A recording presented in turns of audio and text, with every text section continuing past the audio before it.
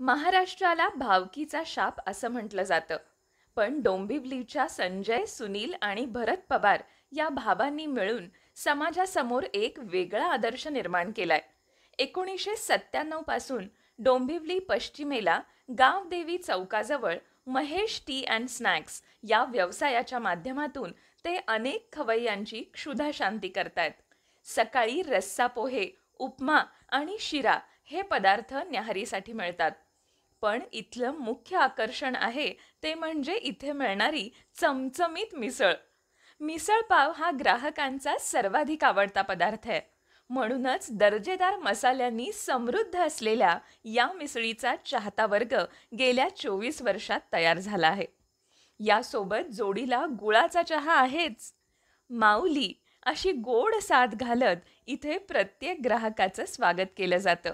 या विठ्ठल भक्त कुटुंबाच्या हाताला तितकीच सात्विक चव आहे. मित्रांनो, हा व्हिडिओ शेअर करा आणि कमेंट करायला विसरू नका. सध्याच्या काळात आपल्या उद्योजकांना आपण एवढी तरी मदत नक्कीच करू शकतो. आपल्या सहकार्याने या मराठी उद्योजकांना नक्कीच बळ मिळेल. चैतन्य फाउंडेशन अशा मेहनती व्यावसायिकांच्या मागे कायमच मदतीला आहे.